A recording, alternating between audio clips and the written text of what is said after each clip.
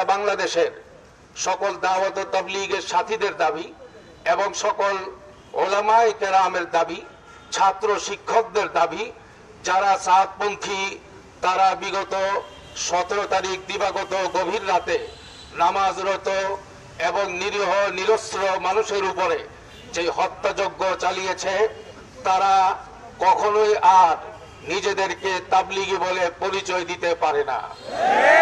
তারা অবশ্যই সরকারের কাছেও প্রমাণিত হয়েছে। আমি মনে করি আমাদের সাংবাদিক বন্ধুগণ আপনাদের কাছেও প্রমাণিত হয়েছে তারা সন্ত্রাসী বাহিনী। সুতরাং সন্ত্রাসী বাহিনীদের কোনো কার্যক্রম তাবলীগের নামে কাকরাইল মার্কাজ সহ বিশ্ব ইজতেমার মাঠ সহ কোথাও তাদের কোনো কার্যক্রম চলতে দেওয়া যাবে না। প্রিয় সাংবাদিক বন্ধুগণ,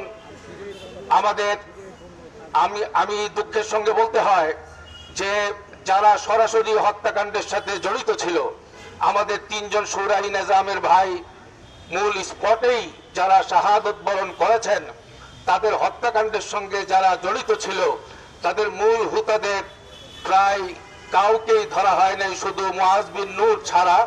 সেজন্য আমাদের যেই দাবি, মূল দাবি 1 নম্বরে প্রত্যেকটা হত্যাকাণ্ডের সাথে জড়িত মূল হুতাদেরকে আগামী 24 ঘন্টার মধ্যে গ্রেফতার করে আইনের আওতায় আনতে হবে।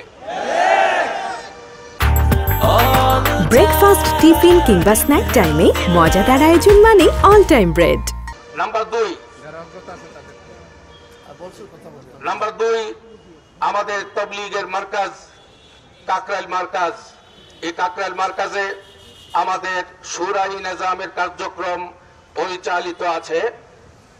আগামী দিনগুলোতেও আজকের এই সংবাদ সম্মেলন থেকে আমরা জানাচ্ছি সাতপন্থীদের কোনো কার্যক্রম তাবলীগের বিশ্ববিখ্যাত মার্কাজ কাকরাইল মার্কাজে তাদের কোনো রকমের কার্যক্রম চালাতে দেওয়া হবে না।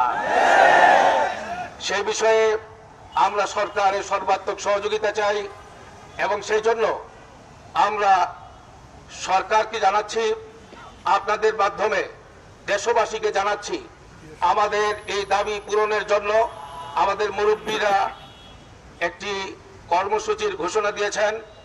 আগামী বৃহস্পতিবার সকাল 9টা থেকে অনির্দিষ্ট সময়ের জন্য কাকরাইল এবং কাকরাইলের আশপাশের এলাকা জুড়ে অবস্থান কর্মসূচি ঘোষণা করেছেন। যতক্ষণ পর্যন্ত খুনিদেরকে গ্রেফতার করা না হবে, আসামিদেরকে আইনের আওতায় আনা না হবে এবং কাকরাইল মার্কাজ বিশ্ব ইজতেমার মাঠ সহ সকল কার্যক্রম শুরাই নিজামের তত্ত্বাবধানে পরিচালিত হওয়াকে রাষ্ট্রীয়ভাবে নিশ্চিত করা না হবে, ততক্ষণ পর্যন্ত আমাদের মুরব্বীদের তত্ত্বাবধানে এই অবস্থান কর্মসূচি চলতে থাকবে ইনশাআল্লাহ। তবে আমাদের এই অবস্থান কর্মসূচি অবশ্যই শান্তিপূর্ণ হবে এবং রাস্তা বন্ধ হবে না, জনদুর্ভোগের কোনো কারণ হবে না, যাতে করে শান্তিপূর্ণ উপায়ে আমাদের সকল দাবিগুলো আদায় হয়। সেজন্য আপনাদের সকলের সর্বাত্মক সহযোগিতা কামনা করছি।